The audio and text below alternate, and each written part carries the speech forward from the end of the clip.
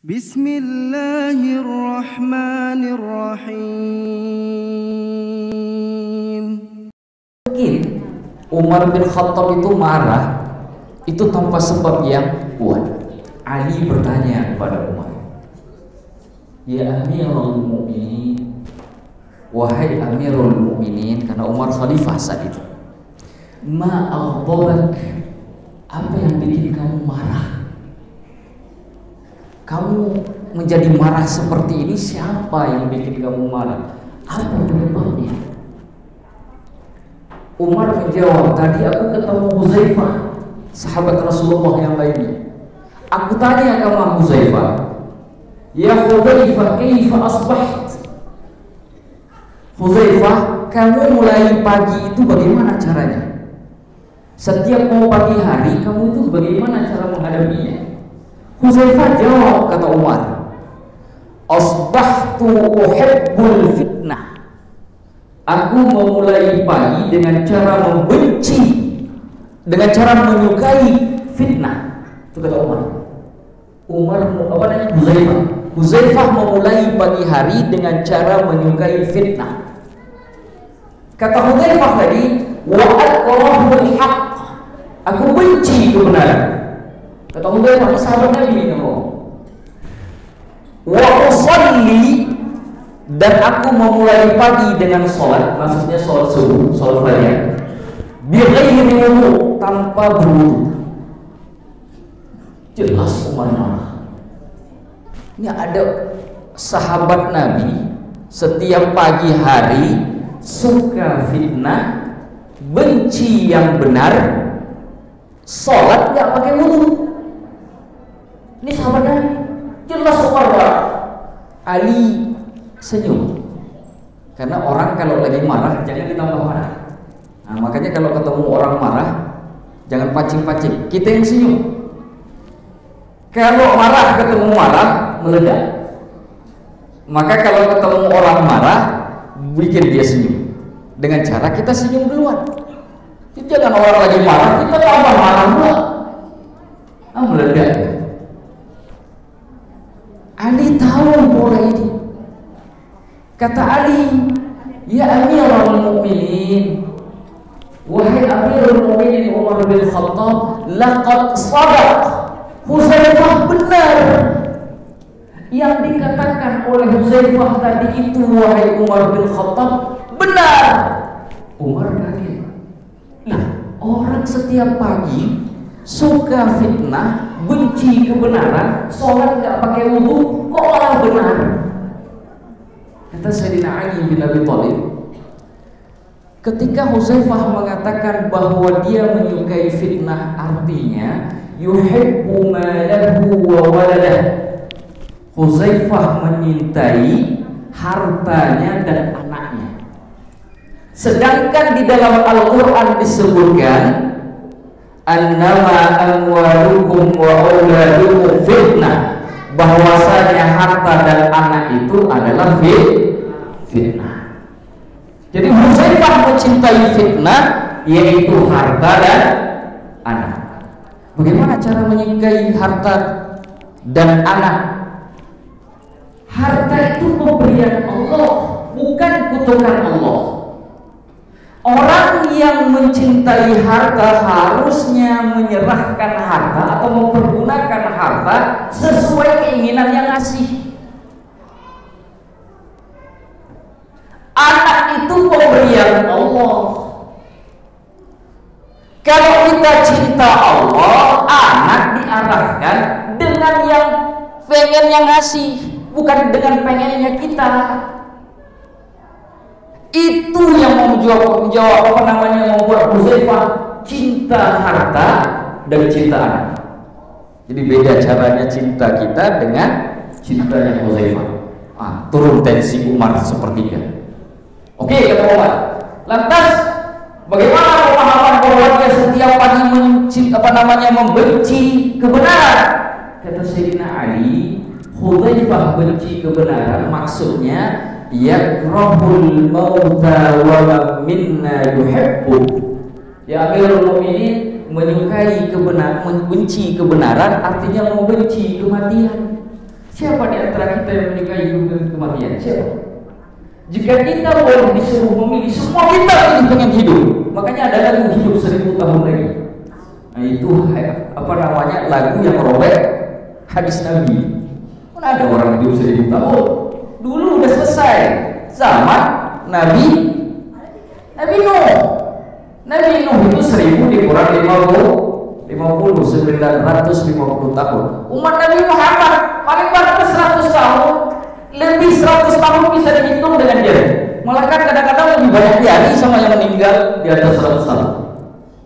Makanya kalimat Allah ini nanya, siapa yang menyukai kematian? Karena kalau Allah memilih kita, semuanya pengen hidup lama. Pengen hidup lama. Itu kata Sayyidina Ali. Bab ini saya tunda dulu penjelasannya. Oke, kata Sayyidina Umar bin Khattab. 2. Yang ketiga, bagaimana dengan ucapannya Hudzaifah yang mengatakan setiap pagi itu salat tanpa wudu? Kata Sayyidina Ali, ya Amirul Mukminin, wahai Amirul Mukminin, bukankah Rasulullah setiap waktu itu kalau salat fajar pakai wudu, salat isya alias tak pernah batal. Hudzaifah ketika salat tidak pakai wudu, kadang memang wudunya tidak batal. Hukum di dalam fikih tidak sah salat kalau tidak ada wudu. Kalau wudunya tidak batal, 5 waktu salat boleh dilakukan dengan syarat dipastikan. Rasulullah itu salat subuh dengan wudu salat isya. Kenapa? Karena mata Rasulullah tertidur wa qalbuhu lam yanam. Hati Rasulullah tidak tidur. Nabi dan Rasul tidurnya bukan seperti tidur kita.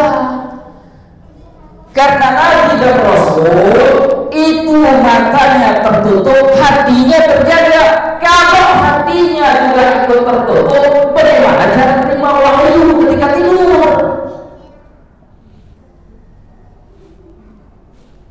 Beda sama kita. Kalau kita kan tidur bikin pulau. Mulai dari pulau yang ada di peta sampai yang tidak ada di peta, semua kita bikin. Itu tidur kita, tidak tidur Rasulullah. Makanya wudunya tidak batal. Sholat subuhnya dengan wudu, sholat isya. Imam Hanafi 40 tahun itu sholat subuh dengan wudunya sholat isya 40 tahun. Saya mau tanya, di tempat ini ada berapa orang yang sholat subuh dengan wudu sholat isya?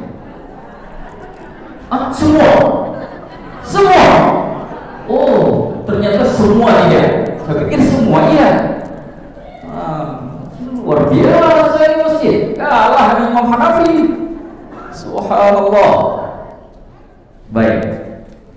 Bapak Ibu yang dimuliakan oleh Allah Subhanahu wa taala, saya ingin mengambil poin yang kedua yang diucapkan oleh Hudzaifah, yang akrahul haq. Aku memulai pagi dengan cara membenci kebenaran. Hakikatnya ada bab yang oleh Allah dibuat kita tidak suka, tapi kita harus terima. Saya ulangi, ini penting. Di dalam agama ada bab yang dibuat oleh Allah, diberikan kepada kita, tapi pada hakikatnya kita dibuat tidak suka. Mana contohnya Ustaz? Baca Al-Quran. Di dalam surah Al-Baqarah juz kedua ada ayat bunyi begini. Kutiba alaikumul qitalu wa huwa kurhun lakum. Telah diwajibkan kepadamu peperangan dan peperangan itu tidak engkau sukai. Siapa yang suka berperang? Padahal meninggal di peperangan itu syahid. Tapi kalau orang memilih, tidak ada orang yang berperang. Makanya kalimatnya wa huwa kurhun lakum. Peperangan itu tidak engkau sukai. Ayat bersambung. Wa asa an takrahu syai'an wa huwa khairun lakum. Bisa saja yang engkau benci, yang engkau tidak suka, itu baik buat engkau.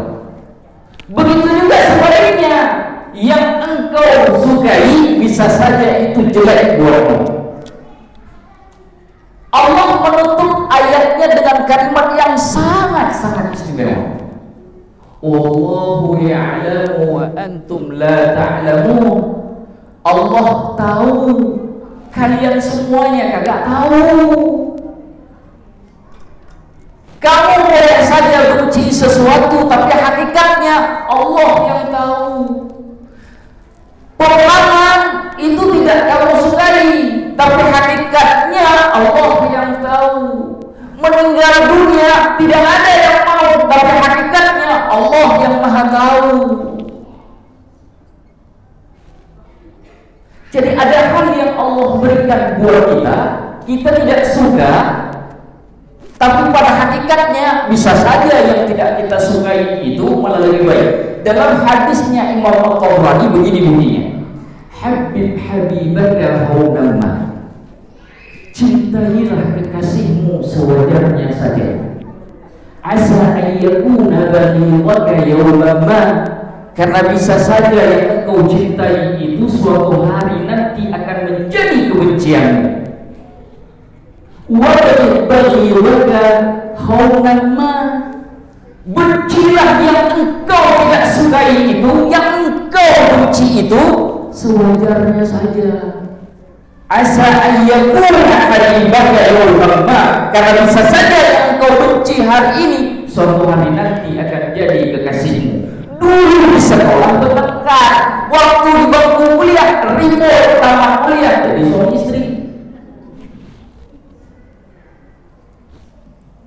Hari ini suami istri, 10 tahun lagi bisa saja bisa.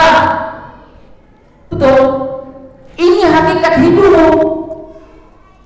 Maka ketika suka sesuatu, sewajarnya saja. Makanya Allah dalam ayat Al-Quran di juz ketiga surah Al-Baqarah mengatakan walladzina amanu asyaddu hubban lillah, dan orang-orang yang beriman itu sangat besar cintanya sama Allah. Kenapa? Karena cintanya kepada makhluk sewajarnya.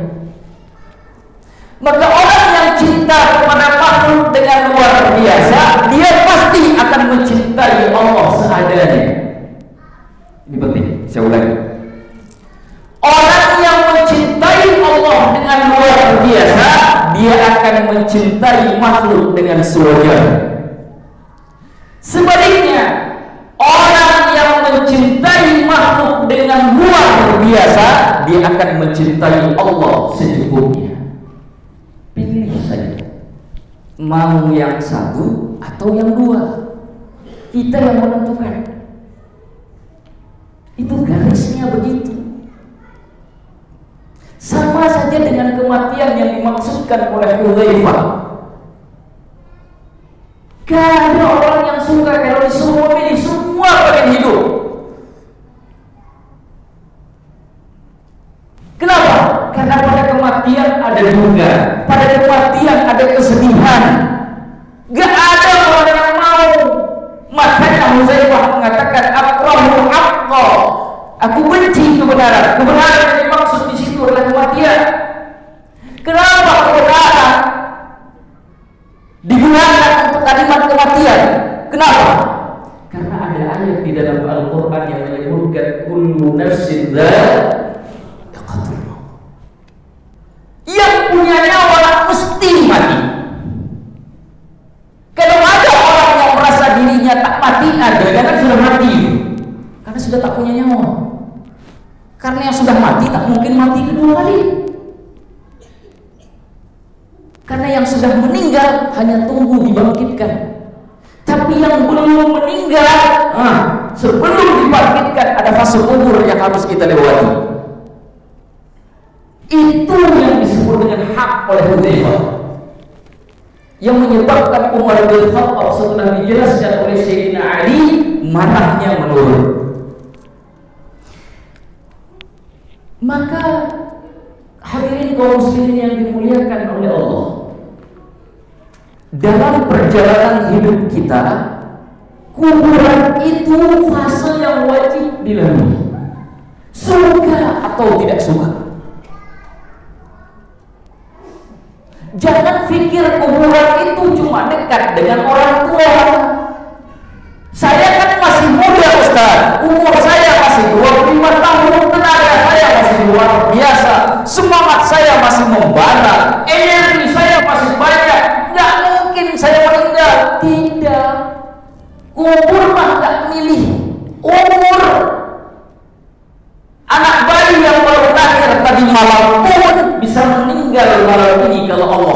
pendidikan. Semuanya sudah ditulis kadarnya oleh Allah. Mau anak kecil, mau yang remaja, yang dewasa, apalagi yang sudah tua, dekat semuanya dengan kubur. Makanya bahasa Al-Quran sederhana. Iqtaraba hisab linnasi hisabuhum. Sudah dekat bagi manusia hisab mereka, pengadilan mereka itu sudah dekat. Wahum fi ghaflatin mu'ridun. Tapi manusia ini ghaflah, lalai. Allahu Akbar, Allahu Akbar. Nggak ada yang peduli. Tahu-tahu begitu mau salat sudah Allahu Akbar yang satunya lagi. Mau salat maghrib karena nunda-nunda, begitu mau Allahu Akbar di masjid sudah Allahu Akbar itu salat isya. Ghaflah, lalainya subhanallah. Mu'ridun, berpaling dari kebenaran. Bapak Ibu yang memuliakan Allah, coba introspeksi kita. Hari ini sudah berapa ayat Al-Qur'ankah yang saya baca hari ini? Dan berapa kalikah saya baca Facebook dan Instagram?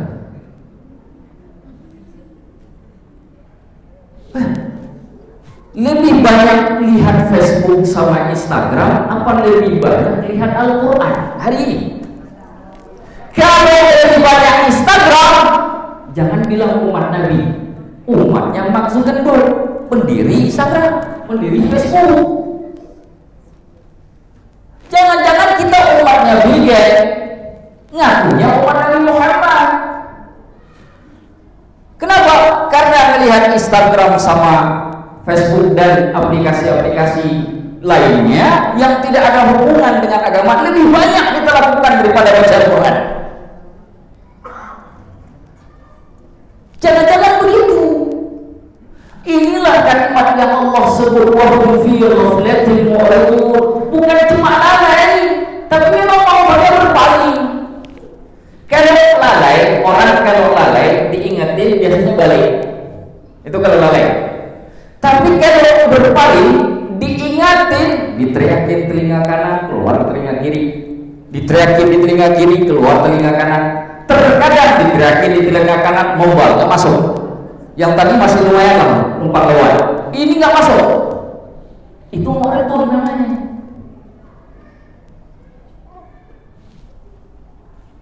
Itu mu'ridun. Ini belum ngomongin belajar tafsirnya. Ini baru baca Al-Qurannya saja, belum kita bahas tentang berapa ayat Al-Quran yang engkau tadabbur hari ini, yang kau belajar di hari ini. Berapa ayat Al-Quran, berapa surah? Ini baru baca doang. Ini yang dimaksud wahum fi ghaflatin mu'ridun. Makanya Nabi itu menganjurkan apabila ada orang meninggal dunia, kita disuruh datang. Untuk apa? Untuk supaya kita ingat akan kematian. Ingat kematian. Makanya jika konteks ini itu pas pada masa Nabi, maka akan lebih pas pada masa kita. Kenapa? Karena di zaman ini kata Nabi, akan datang satu masa pada umatku yang akan ditimpa dengan penyakit yang disebut dengan al-wahn. Al-wahn. Ditanya Rasulullah, ya Rasulullah, wahn itu penyakit jenis apa? Ini bisa satu paket paramex tidak? Bisa. Dijawab oleh Rasulullah SAW, al-wahn itu hubbud dunya wa karahiyatul maut. Cinta dunia, takut mati. Jadi orang Islam dasarnya itu takut sama mati, tapi karena dipengaruhi oleh rasa cinta, takutan tadi terhadap mati berubah menjadi ikhlas, menjadi rela. Yang meninggal rela, yang ditinggalkan juga ikhlas.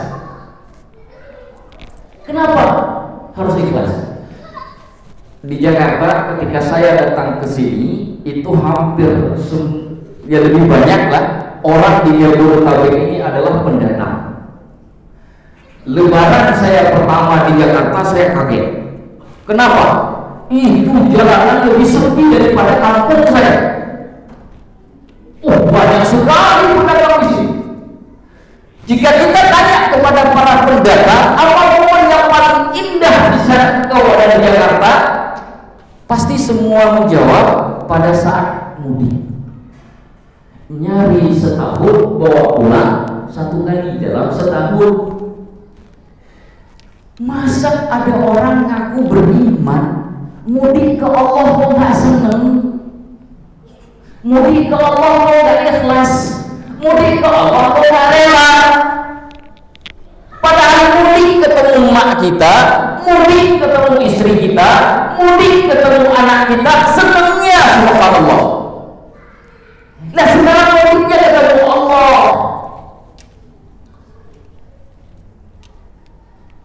Makanya kenapa diharapkan oleh Rasulullah ketika ada orang meninggal dunia itu meratap. Tahu arti meratap?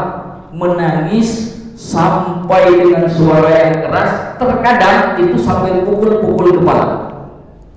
Dulu ketika saya di Mesir, suatu hari saya pulang kuliah dari Al-Azhar, ada sebuah tempat namanya Darasah, nama tempat. Jadi kalau misalkan kita naik bus itu biasanya pergi dulu ke tempat Darasah tersebut, karena ada terminal bus di situ.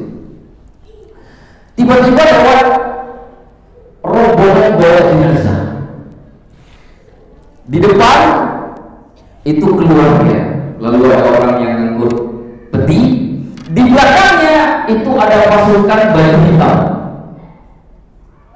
lebih kurang sekitar 6 orang. Ibu-ibu semua, nggak ada laki-laki. Kerjaannya berteriak, mukul kepala, mukul badan. Itu sambil mayat dibawa, petinya dibawa, mau dikuburin. Teringat saya hadis Rasulullah. Oh ini ternyata memang sudah budayanya orang Arab. Makanya kenapa dilarang? Bahkan ada saat di mana kaum perempuan itu dilarang untuk pergi ke kuburan.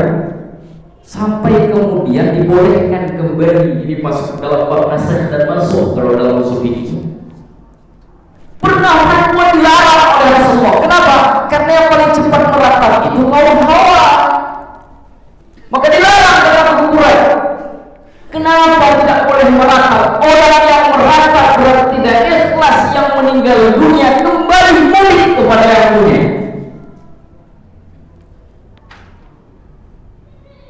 Kita ini bukan milik ayah kita, kita ini bukan milik emak kita, kita ini bukan milik anak-anak kita.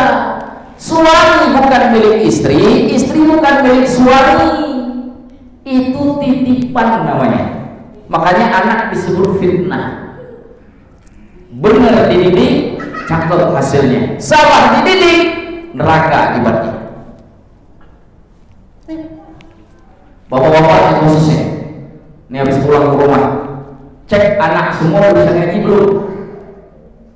Kalau anaknya nggak bisa ngaji, besok ketemu Allah, dikasih nampak tuh neraka. Anak nggak didik kan? Oh, sana dulu, transit dulu. Ini khususnya bapak. Ustaz, bagaimana saya mengajarin anak saya ngaji? Saya kagak bisa ngaji. La haula wala quwwata illa billah. Kenapa bisa ngaji? Cari guru. Nah, di masjid ngomong sama DKM masjid, bikin sebuah pendidikan di sini, undang guru ngajinya, seluruh warga di sini, laki-laki dan perempuan yang nggak bisa ngaji wajib belajar. Entah 3 kali dalam seminggu, entah 4 kali dalam seminggu. Jangan 2 kali dalam sebulan. Ngaji 2 kali dalam sebulan. Padahal makan saja 3 kali sehari. Giliran ngaji 2 kali dalam sebulan. Nah, begini, minta sama DKM, kumpulkan semua jamaah masyarakat di sekitar sini yang nggak bisa ngaji, mulai dari yang muda sampai yang tua. bikin halaqah di masjid, halaqah Al-Quran. Yang sebelah sana itu yang belum kenal huruf hijaiyah, antara sin dengan shin gak bisa beda. Nah itu modern, itu sebelah sana. Yang sebelah ini itu yang sudah kenal hijaiyah tapi bacaannya kagak benar. Manazal, manazal, enggak apa-apa jelas. Sod, bod, kagak jelas. Itu bab susah. Sini, pojok sini. Yang sebelah sana, ini udah cakep. Makharijul hurufnya sudah cakep, cuma tajwidnya belum pas. Itu pojok sana. Yang belum pas tajwid, mana yang disebut idgham, mana yang disebut itlaq, mana yang disebut ikhfa, mana yang disebut mad tabi'i, mana yang disebut mad wajib, mana yang disebut mad jaiz, mana yang disebut mad iwad. Bagian sana dong. Ustaz, huruf hijaiyahnya sudah kenal. Oke, cakep. Makharijul hurufnya mantap. Oke. Tajwidnya khatam Ustaz. Oke. Pindah ke pojokan sana. Pojokan sana apa? Hafal surat-surat pendek. Harus tak? Ya harus. Dan tiba-tiba sholat di rumah harus diimamin istri. Masa setiap sholat berhubungan? Kata suami, kata istri, Bang, boleh ganti surat sesekali? Aku dicinta betul dengan qul huwallahu ahad. Kata Rasulullah sallallahu alaihi wasallam, siapa yang cinta qul huwallahu ahad, maka qul huwallahu ahad akan membuat dia masuk surga. Benar juga kata abangku nih, suamiku ini. Ternyata nggak bisa, itu doang bisa. Tetangga pun heran. Lama-lama dipanggil jadi namanya bagus, Ahmad, panggilannya Ulhu. Ya tiap hari bacanya Ulhu terus. Akhirnya dipanggil Ulhu. Bukan tak boleh, karena zaman Nabi ada kejadian begitu. Seorang sahabat itu imam sholat, hadisnya disebutkan secara mu'allaq di dalam Sahih Bukhari oleh Imam Bukhari. Secara mu'allaq. Jadi para sahabat ini ikut imam yang setiap kali sholat itu pasti ada qul huwallahu ahadnya di dalam setiap rakaat. Kalau sholat dua itu 17 rakaat berarti 17 kali qul huwallahu ahadnya. Para sahabat protes, itu lagi. Lama-lama bosan juga, kata sahabat ini. Tapi para sahabat nggak mau gantiin imam. Kenapa? Orang dulu kalau jadi imam itu yang paling besar fadilahnya.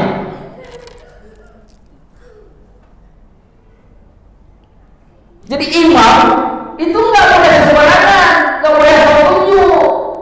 Makmum boleh siapa saja, imam stop orang tertentu. Makmumnya ini nggak mau kalau sahabat ini digantikan oleh orang lain. Tapi bagaimana caranya? Ini paketnya paket kulhu terus. Paket kulhu kan paket 1 giga ya. Orang sekarang sudah beli 20 giga, dia masih 1 giga saja. Datanglah ke Rasulullah ngadu, ya Rasulullah sebulan begini. Ini kalau misalkan sholat selalu berdoa. Begitu. Nah ini penting. Kalau datang berita kepada kita, check and recheck. Jangan langsung dengar. Datang berita, jangan cek dulu. Rasulullah, coba panggil si fulan kemari. Aku mau tanya, kata Rasulullah. Datang si fulan tersebut ditanya, ini jamaahmu mengadu kepadaku begini. Kamu ini paketnya paket qul huwallahu ahad di setiap rakaat sholat. Betul ya Rasulullah. Apa alasanmu? Jawabannya sederhana saja. Apa jawaban sahabat itu? Ana uhibbu, aku mencintainya ya Rasulullah. Aku cinta. Lah sahabat kan nggak mungkin giliran cinta qul huwallahu ahad nggak bisa surat Al-Baqarah, gitu kan?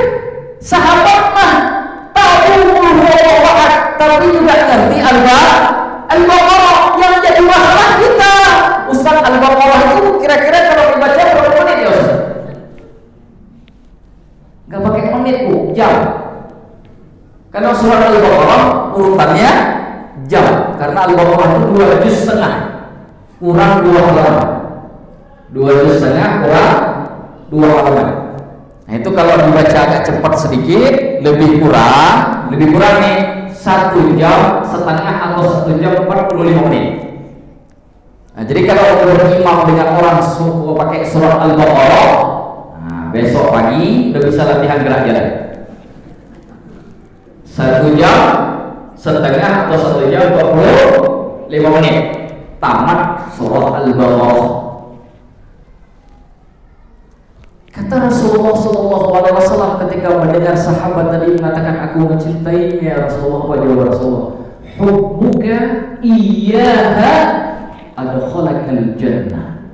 Cintamu kepada Allah, kepada surah Al-Ikhlas tadi, itu menyebabkan kamu masuk surga. Sesederhana itu, Pak. Sesederhana itu.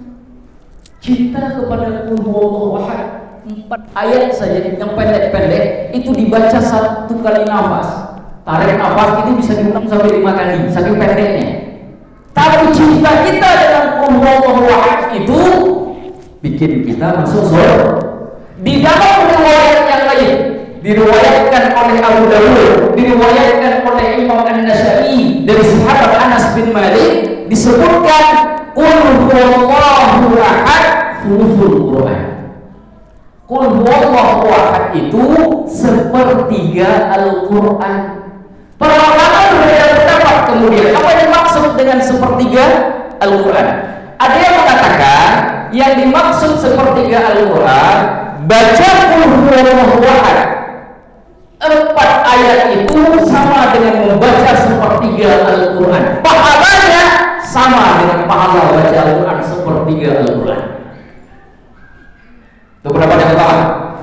Pendapat yang kedua, dan saya lebih condong kepada pendapat yang kedua ini, mengatakan fadilahnya sama dengan fadilah 1/3 Al-Quran, tetapi pahalanya berbeda.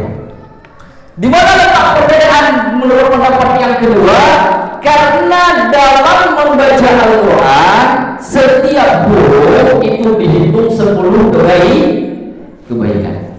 Maka membaca 1/3 Al-Quran, jumlah huruf yang dibaca jauh lebih besar dari jumlah huruf surah Al-Ikhlas. Akan tetapi fadilahnya sama, hanya pahala dari hurufnya saja yang berbeda. Ini pendapat yang kedua. Karena begini, kenapa saya suka mengajarkan pendapat yang kedua, tidak pendapat yang pertama? Karena pendapat yang pertama takutnya kagak ada lagi orang baca Al-Quran. Bismillahirrahmanirrahim. Allah subhanahu wa ta'ala udah 1/3, ngulang 3 kali tamat Al-Quran. Ditanya berapa kali ibu tamat Al-Quran? Oh saya hari ini 10 kali tamat Al-Quran. Ya 30 kali baca Al-Quran. Itu 10 kali Al-Quran. Nah ini yang saya khawatirkan, apalagi orang Indonesia lebih pakai singkat, ringkas, padat, berisi. Dalam tempo sesingkat-singkatnya persis Undang-Undang Dasar 45. Maka orang Indonesia kalau bisa masuk surga nggak pakai sholat, orang Indonesia kan senang tuh. Iya, makanya saya nggak suka mengajarkan yang pertama. Walaupun saya tidak salahkan. Tetapi dari aspek psikologis masyarakat kita, saya lebih senang mengajarkan pendapat yang kedua. Untuk kenapa sebabnya saya lebih condong kepada pendapat yang kedua. Bisa dipahami? Tanpa saya salahkan pendapat yang pertama. Oh, di Bapak Ibu mengambil pendapat yang pertama, silahkan, saya tidak larang dan tidak saya salahkan. Bisa dipahami? Karena perbedaan pendapat di kalangan para ulama ini, kita yang thalib, yang belajar ini harus ada tasamuh. Orang kalau belajar Islam nggak ada tasamuh, hatinya keras. Hati yang keras bikin mulut jadi keras.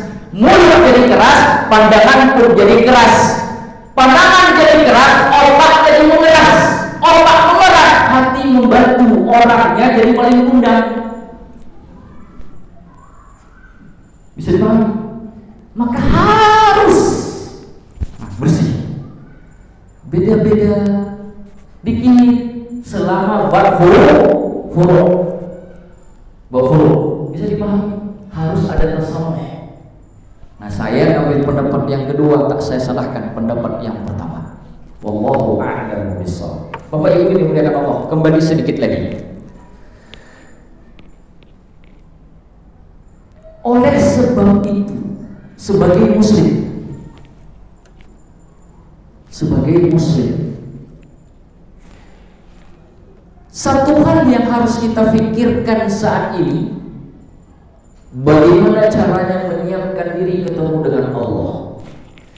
Jika hari ini saya lagi duduk sekarang dapat telepon dari Pas Pampres, Sosekarna mau ketemu Pak Jokowi, diundang ke istana. Wah, senang betul ke istana. Sekarang yang telepon bukan Pas Pampres, yang ketemu bukan presiden, tapi Tuhannya presiden. Bukankah seharusnya kita lebih senang? Bukankah seharusnya kita lebih punya persiapan? Kita ketemu dengan presiden, minyak wangi, lihat di lemari baju bisa gonta-ganti 3 kali. Kalau ibu perempuan bisa dimanai, melihat baju kuning, baju hijau, baju biru, tanya lagi pendapat ke suaminya, begitu dipakai warna abu-abu. Kenapa? Mau ketemu presiden. Nah, sekarang ketemu Tuhannya presiden. Masa excitednya nggak lebih? Masa senangnya nggak lebih? Masa persiapannya nggak lebih?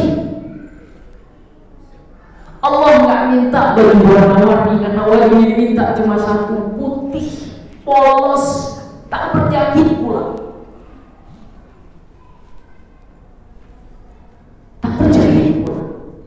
Gak minta dipakaikan jas, pakai dasi, celana sport, pakai Adidas, tidak. Cuma yang diminta dengan kain yang tidak berjahit, warna putih, dibalut, bukan dipakai, itu seharusnya bahasanya. Dibungkus. Cuma itu yang menemani kita ke dalam kubur, gak ada yang lain. Kalaupun ada, para ulama fikih membolehkan sehelai papan sebagai penahan, sehelai papan saja untuk penahan. Tetapi kalau tidak ada kebutuhan, itu pun boleh tidak dipakai. Cuma kain putih itu saja yang menemani kita di saat kita sudah berada di dalam kubur. Datang 2 malaikat yang berperawakan keras, menakutkan. Yang dibawa bukan kipas angin, palu gada, alat pengukur, bukan bawa kipas angin. Makanya ketika Sayyidah Fatimah, anak Rasulullah, meninggal dunia, digotong oleh suaminya Ali bin Abi Thalib bersama kedua putranya Hasan dan Husain. Di sampingnya ada Abu Dzar Al-Ghifari, 4 orang di bawah kuburan, dikuburkan malam hari. Prosesnya langsung malam hari. Nah, ini membantah orang yang mengatakan tidak boleh mengurus jenazah di malam hari. Nah, ini dalilnya. Di mana saya baca kitab Al-Mawahib Al-Laduniyah karangan Imam Al-Qasdalani, yang paling terbaru baca kitab Ar-Rahiqul Makhtum karangan Safiur Rahman Al-Mubarakun. Disebutkan di sini. Ketika sudah dibawa ke kuburan, Abu Dzar Al-Ghifari ketika mau masukkan Fatimah itu ngomong ke kuburan. Apa kata Abu Dzar? Kubur. Bahasa kita nih. Lo tahu nggak siapa yang mau bawa? Ini putri Rasulullah yang kuantarkan kepada kubur. Kata Abu Dzar Al-Ghifari. Tahu apa jawabnya? Sesaat setelah Abu Dzar Al-Ghifari ngomong seperti itu, kuburan langsung menjawab. Terdengar suara di dalam kubur yang mengatakan, "Ana lastu mawdi'ana sabin wa hasabin." Aku ini bukan tempat yang berhubungan dengan nasab, keturunan. Kau datang kemari bawa amal, bukan siapa yang gue. Amalmu cukup atau tidak? Makanya Rasulullah SAW tegas kepada Fatimah ketika itu. Kalau engkau mencuri wahai Fatimah, aku yang akan potong tanganmu. Kenapa? Aku ini nabi, pembawa syariat. Masa anak nabi nggak punya syariat? Maka Fatimah menjaga diri dengan luar biasa. Sayyidah Fatimah semasa hidupnya menjaga diri wanita yang solehah yang luar biasa, penduduk surga. Karena pendidikan ayahnya. Tapi dijawab oleh kubur. Abu Dhar Al-Ghifari mendengar jawaban kubur itu, tidak ada satu kalimat pun yang terucap dari mulutnya Abu Dhar Al-Ghifari. Karena kubur nggak minta apa-apa. Mana rumah berlantai 5? Tinggal. Mana mobil Alfa? Tinggal. Cincin sekecil ini aja tinggal. Gak ada yang ikut, semuanya tinggal. Mana dari posisi yang selama ini kita kejar? Tinggal. Mana dari rebutan ahli waris awam dan kakak? Bisa saja marah-marahan bertahun-tahun gara-gara apa yang kita tinggalkan. Ribut awam adik, ribut istri kita dengan anak-anak kita ketika kita meninggal dunia gara-gara harta. Kenapa? Karena harta tinggal, orangnya pergi. Apa yang tersisa? Jangankan mobil, jilbab saja, jilbab tinggal. Bapak pakai kacamata tinggal. Yang di bawah yang nempel di tubuh, kumis itu di bawah, jenggot di bawah. Yang menempel di badan itu hanya kain putih, itu aja yang dibawa. Apa hebatnya? Ustadz saya petani, pakai kain putih, Saya ustadz camat, boleh pakai kain biru, putih juga.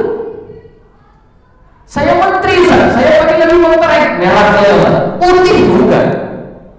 Tetap warnanya sama.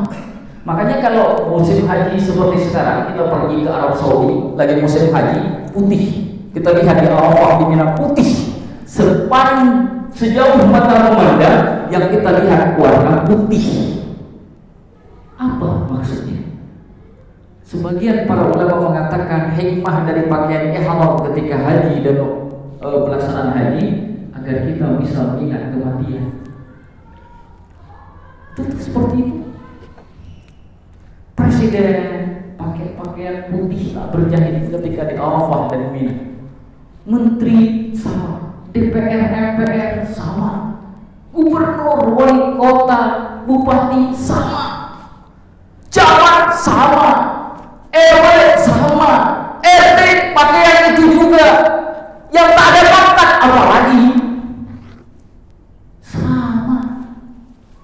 Soft sholat, tadi kita sholat isya, kagak jelaskan siapa orang kaya, siapa orang miskin, gak jelas. Kenapa? Karena sekat-sekat itu terhapus.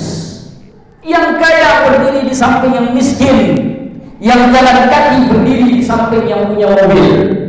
Sama, sekat itu hilang karena pada akhirnya kita kembali kepada zat yang memiliki Allah. Apa yang kita bawa? Bapak Ibu yang dimuliakan oleh Allah Subhanahu wa taala, di akhir tausiah ini alhamdulillah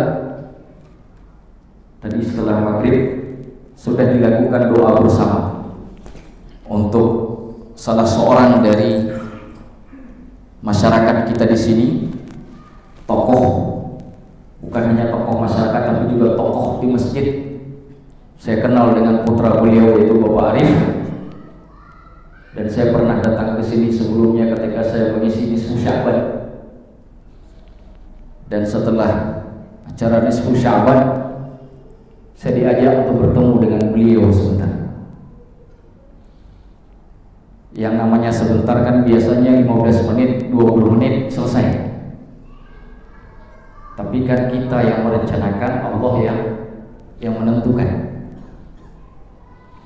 Ketemunya jam, saya kalau salah sekitar jam 10 dan 10 atau setengah 11, rencananya hanya sebentar, hanya silaturahmi, yang muda menghormati yang tua, yang datang menghormati yang punya tempat.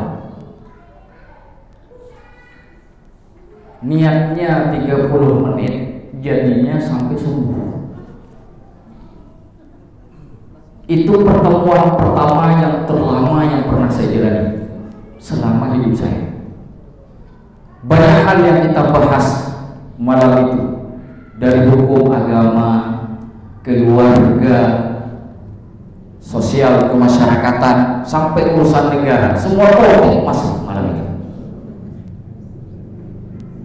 Dan beliau dalam pandangan saya orang yang sangat baik sekali, sangat ramah sekali, dan sangat komunikatif sekali. Walaupun antara saya dengan beliau itu terpisah umur yang lumayan jauh, jadi saya bisa menyaksikan, bersaksi malam ini bahwa beliau adalah orang yang baik.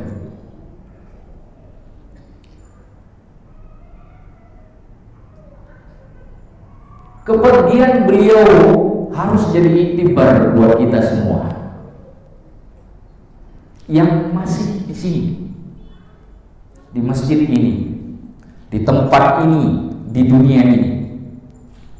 Giliran kita, nomor antrian kita keberapa?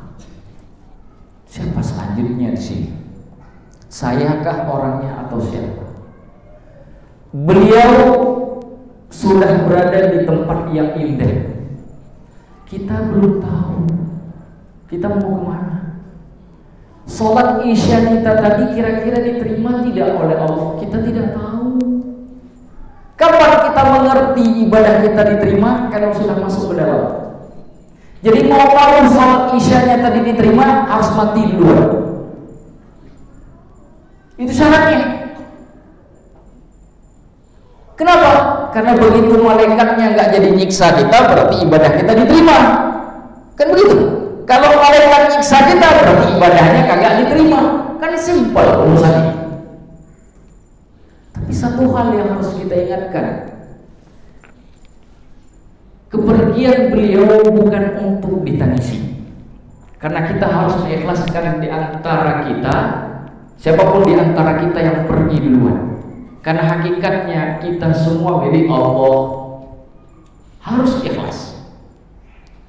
Bagi keluarga yang ditinggalkan, ingat, beliau tidak butuh uang, beliau tidak butuh makanan, beliau hanya minta setiap hari, setiap waktu anak, istri dan cucu-cucunya ngangkat tangan sekurang-kurangnya, Rabbighfirli wa liwalidayya warhamhuma kama rabbayani shaghira. Itu yang dibutuhkan. Yang menariknya saya baca dalam kitab Al-I'anah karangan Imam Ad-Dimyati. Kitab I'anatul Talibin karangan Imam Ad-Dimyati disebutkan ada orang soleh itu tidur, lalu mimpi ketemu dengan orang yang hidup pada masanya tapi sudah meninggal lebih dulu. Itu ceritanya di dalam kitab I'anah. Ketika beliau melihat itu, semua yang dilihat itu orang yang sudah meninggal semua, sudah jadi mayat semua. Setiap orang itu keluar dari kuburannya itu seperti memungut sesuatu, padahal bukan mulutnya. Beliau heran, ini apa yang terjadi dengan orang telah meninggal begini. Sampai-sampai beliau melihat satu orang duduk di sebuah pojok, itu nggak ikut nimbrung memungut apapun, duduk aja santai. Ini fenomena lagi, mengejutkan lagi, mengherankan. Beliau datang orang yang duduk begini, beliau tanya, nah kamu kenapa duduk enteng-enteng saja nggak ikutan? Terus itu orang-orang lagi ngomong apa? Dijawab oleh orang ini, yang tadi mungut-mungut itu orang-orang yang lagi mungut doanya muslimin. Itu yang doa Allahumma fir lil muslimina wal muslimat, itu lagi mungut itu. Rebut-rebutan. Lah kamu kenapa nggak rebut-rebutan kayak mereka? Saya sudah cukup bagian saya. Karena saya punya seorang anak, itu doa untuk saya, sehingga saya nggak butuh lagi mungut, kata beliau. Begitu terbangun, dikasih tahu bahwa anak tersebut jual daging di pasar, dicari keesokan harinya, dicari. Begitu ketemu, dilihat ciri-cirinya persis betul seperti yang didengar tadi malam dalam mimpi, persis betul. Ditanya, kamu punya ayah ciri-cirinya seperti ini, namanya ini? Oh ya, itu ayah saya. Lalu beliau cerita, boleh saya tanya, apa yang kamu lakukan sehari-hari ketika kamu mengingat ayahmu di kuburan? Tahu nggak Bapak Ibu? Sambil dia jualan, si anak ini sambil dia jualan, dia baca Al-Quran, dia niatkan untuk ayahnya, dia berdoa kepada Allah untuk ayahnya. Itu lagi jualan setiap waktu, sehingga ayahnya cukup duduk di pojokan tanpa perlu mungut seperti orang lain, karena sudah cukup dari anaknya sendiri. Ingat, ada 3 hal yang tak terputus pada orang yang meninggal dunia: sedekah jariyah, awalan yang soleh yang mulia, anak yang soleh yang mendoakan. Yang ketiga, awalan yang yuntafa'u, ilmu yang diambil manfaat. Salah satunya anak yang soleh yang mendoakan. Dia anak yang soleh berdoa tidak terhijab. Sampai suatu hari beliau mimpi lagi, ketemu lagi sama orang yang meninggal dunia ini. Tiba-tiba dia ikut nimbrung, ngurutin doanya kaum muslimin. Ditanya, loh kok sekarang giliran hari ini kamu ikutan umur, waktu itu tidak dijawab oleh yang bersangkutan, sampai beliau terjaga. Apa yang terjadi? Beliau cari anaknya di pasar, ternyata telah meninggal dunia. Gak ada lagi yang doain, karena sudah meninggal dunia. Apa Ibu dimuliakan Allah? Orang tua kita, saudara kita, anak kita, itu kalau lagi diazab oleh Allah, diringankan azabnya gara-gara doa kita. Bahkan bisa dilepas oleh Allah hari itu kalau lagi diazab. Bayangkan kalau orang tersebut, saudara-saudara kita tersebut, ayah kita, anak kita, suami kita, istri kita, kakak kita, adik kita tersebut orang soleh. Setiap kali kita doa, itu segala macam kenikmatan didapatkan dalam kubur, ditambah dengan sebab doa kita, terutama doa keluarga. Jadi kalau rindu sama orang yang sudah pergi meninggalkan kita dari keluarga kita, angkat tangan, doa seorang-orangnya. Rabbighfirli wa li walidayya, orang tua kita, warhamhuma kama rabbayani shaghira. Ya Allah, ampuni dosaku ya Allah, ampuni dosaku orang tuaku ya Allah. Terus begitu. Saya juga kebetulan ayah saya juga sudah meninggal dunia, dan saya bahkan tidak melihat ayah saya ketika meninggal dunia, karena ayah saya meninggal di bulan Ramadan, tepatnya pas masuk 10 terakhir bulan Ramadan. Saat itu penerbangan itu nggak ada tiket, karena sudah 10 terakhir tiket penuh. Saya baru dapat tiket itu 5 hari kemudian. Tidak mungkin jenazahnya ditunggu 5 hari. Jadi ketika saya pulang, ayah saya sudah dikubur. Saya hanya bisa berdoa. Saya nggak lihat beliau terakhir kali. Saya hanya bisa berdoa saja. Tapi saya yakin doa lah yang paling dibutuhkan oleh saudara kita. Ikhlas kepada Allah, relakan sedang pergi, doakan. Jangan pernah putus. Kamu mesti harus menunggu setelah sholat, di atas motor, di dalam mobil, lagi terjebak macet, lagi duduk di rumah, lagi ngopi, lagi ngeteh, lagi santai. Kan panjang, Rabbighfirli wa li walidayya warhamhuma kama rabbayani shaghira. Enggak panjang. Kalau hari ini kita doakan orang tua kita, anak kita nanti akan mendoakan kita. Tapi kalau hari ini kita pelit ngedoain orang tua kita, nanti anak kita juga nggak bakalan doain kita. Kenapa? Allah tutup. Jadi begitu. pada akhirnya ini harus jadi iktibar buat kita, bahwa kematian adalah kepastian meskipun kita tidak suka, dan kita mempersiapkan diri untuk menghadapi. Siapapun kemudian yang telah meninggal dunia, kita doakan diampuni dosanya. Allah rahmati beliau, Allah tinggikan derajatnya di alam kubur, Allah mudahkan urusannya dengan mungkar dan nakir, Allah muliakan ruh tersebut sampai kemudian dibangkitkan lagi pada hari yang tidak ada perlindungan kecuali perlindungan Allah. Kepada setiap yang telah meninggal dunia,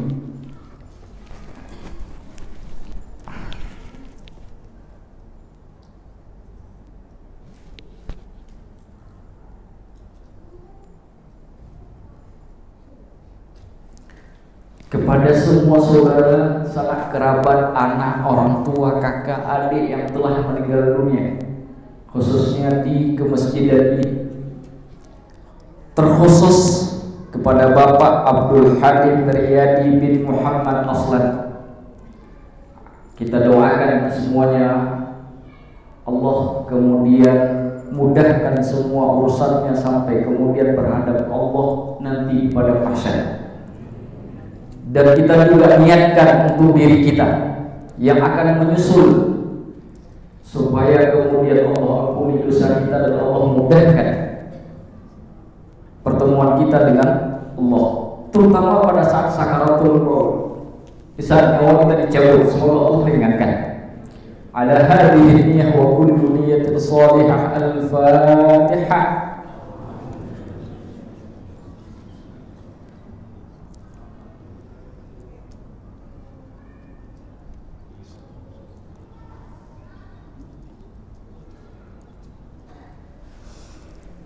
أعوذ بالله من الشيطان الرجيم. بسم الله الرحمن الرحيم. الحمد لله رب العالمين حمدا يوافي نعمه ويكافئ مزيده. يا ربنا لك الحمد كما ينبغي لجلال وجهك الكريم وعظيم سلطانه. اللهم صل وسلم وبارك على محمد وعلى آله وأصحابه أجمعين. اللهم اغفر لنا ذنوبنا ولأمهاتنا ولآبائنا ولمشايخنا ولأساتذتنا ولجميع المسلمين والمسلمات والمؤمنين والمؤمنات الأحياء منهم والأموات إنك سميع قريب مجيب الدعوات يا قاضي الحاجات ويا كاشف الكربات ويا غافر الزلات. اللهم هون علينا في سكرات الموت والنجاة من النار والعفو عند الحساب. اللهم إنا نسألك رضاك والجنة ونعوذ بك من سخطك والنار. اللهم إنا نسألك سلامة في الدين وعافية في الجسد وزيادة في العلم وبركة في الرزق وتوبة قبل الموت ورحمة عند الموت ومغفرة بعد الموت. اللهم أعنا على ذكرك وشكرك وحسن عبادتك. ربنا تقبل منا إنك أنت السميع العليم وتب علينا إنك أنت التواب الرحيم. ربنا ظلمنا أنفسنا وإن لم تغفر لنا وترحمنا لنكونن من الخاسرين. ربنا آتنا في الدنيا حسنة وفي الآخرة حسنة وقنا عذاب النار. وصلى الله على محمد وعلى آله وأصحابه وبارك وسلم. سلام على المرسلين والحمد لله رب العالمين.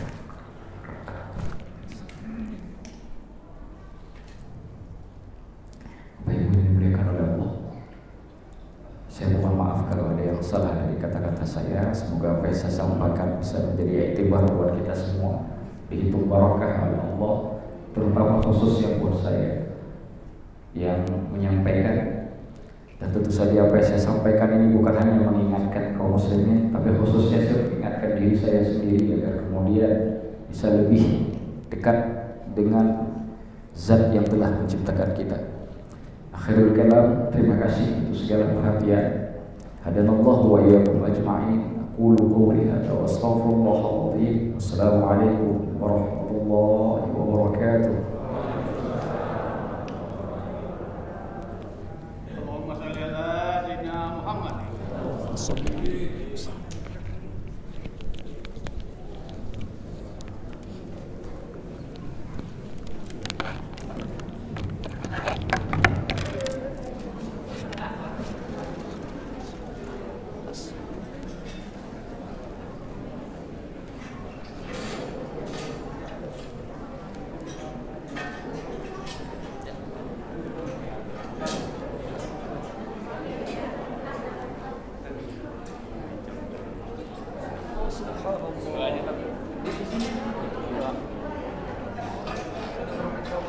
فبأي آلاء ربكما تكذبان